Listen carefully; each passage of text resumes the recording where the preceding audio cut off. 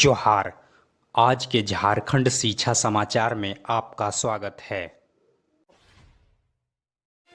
आज की पहली खबर के साथ झारखंड एकेडमिक काउंसिल जेक की ओर से आयोजित मैट्रिक और इंटर की कॉपियों की मूल्यांकन की प्रक्रिया पूरी कर ली गई है। मैट्रिक और इंटर से साइंस आर्ट्स का मूल्यांकन जहां 2 दिन पहले ही पूरा कर लिया गया है, वहीं आर्ट्स के लगभग सभी कॉपियों का मूल्यांकन पूरा हो गया है। केवल 2 मूल्यांकन केंद्र उर्सलाइन हाई स्कूल और मारवाड़ी +2 हाई स्कूल में बची हुई कॉपियों का मूल्यांकन हो रहा है। साथ ही बता दें कि मंगलवार तक इसे पूरा हो जाने की संभावना है। इधर झारखंड राज्य में पारा शिक्षकों के वेतनमान पर शिक्षक पात्रता परीक्षा यानी टेट का पेंच फंस सकता है। वेतनमान के लिए टेट पास करना जरूरी शर्त में शामिल हो सकता है। स्कूली शिक्षा और साक्षरता विभाग पारा शिक्षकों के वेतनमान के लिए सीमित परीक्षा के जगह टेट लेने का प्रावधान करने की तैयारी कर रहा है। इसके लिए महाधिवक्ता को प्रस्ताव भेजा जा रहा है, जहां से मंजूरी मिलने के बाद इसे वित्त और विधि विभाग के पास भेजा जाएगा, जहां से सहमति मिलने के बाद अंतिम मुहर के लिए कैबिनेट में भेजा जाएगा।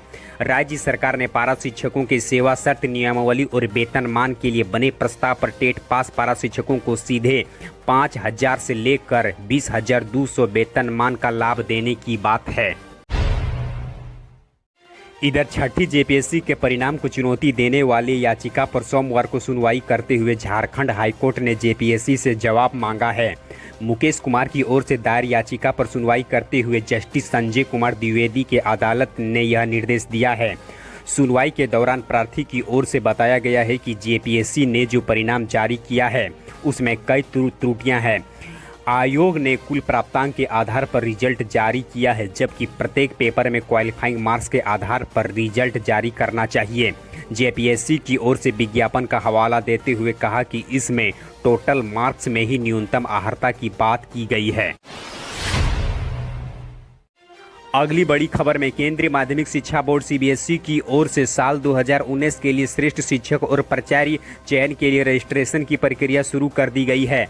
हर साल शिक्षक दिवस पर मिलने वाले इस पुरस्कार के लिए सीबीएसई ने शिक्षकों और आचार्यों से आवेदन आमंत्रित कर लिया है। विजेता को प्रमाण पत्र और 50,000 रुपये नगद पुरस्कार मिलेगा। इच्छुक शिक्षक बोर्ड के ऑफिशियल वेबसाइट cbsc.nic.in पर 10 जुलाई या उससे पहले आवेदन कर सकते हैं। इधर झारखंड एकेडमिक काउंसिल 8वीं बोर्ड की विशेष परीक्षा की तैयारी में लग गया है। इसकी मुख्य परीक्षा में 5,03,800 विद्यार्थियों में से 42,300 फेल हो गए थे। जेक ने इसके अलावा वैसे विद्यार्थियों को भी परीक्षा में शामिल होने का मौका दे रहा है जो किसी कारण से मुख्य परीक्षा में शामिल नहीं हो सके थे। जेक के सचिव महिप कुमार सिंह ने कहा कि फेल व जिनकी परीक्षा छूट गई है, दोनों को जेक की ओर से एक अवसर और दिया जा रहा है। इधर राज्य के मुख्यमंत्री श्री हेमंत सोरेन से Adivasi social education and culture association Purbi Singhbhum के सदस्यों से मुलाकात की। सदस्यों ने संथाली एकेडमी का निर्माण, संथाली भाषा को राजभाषा का दर्जा, संथाली शिक्षकों की नियुक्ति, नियुक्त संथाली शिक्षकों की समय पर वेतन एवं संथाल बहुल क्षेत्रों में कक्षा 1 से पीजी तक की पढ़ाई संथाली भाषा में करने संबंधी मांग पत्र सौंपा।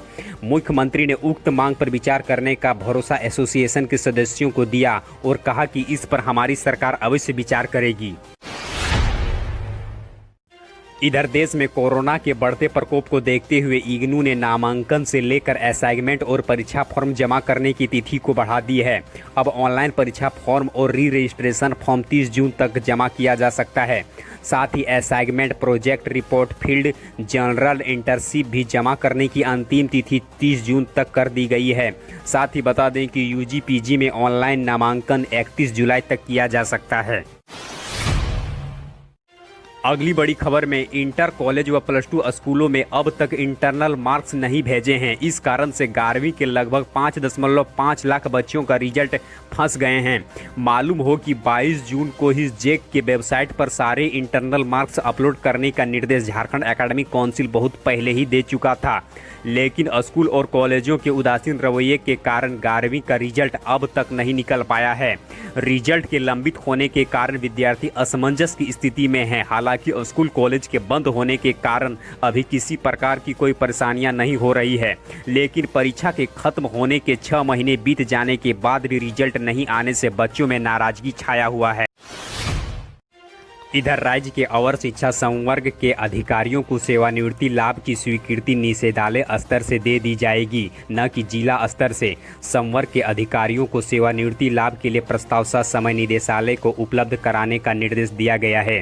प्राथमिक शिक्षा अधीक्षक आदित्य कुमार आनंद ने क्षेत्रीय शिक्षा उप निदेशक, जिला शिक्षा पदाधिकारी, जिला शिक्षा अधीक्षक, जिला शिक्षा व प्रशिक्षण संस्थान के प्राचार्य को पत्र लिखकर उक्त निर्देश को जारी किया है। पत्र में कहा गया है कि जिला स्तर से अवर शिक्षा सेवा संवर्ग के अधिकारियों की सेवानिवृत्ति लाभ का प्रस्ताव स्वीकार किया जाना पेंशन नियमावली के प्रावधानों के विपरीत है।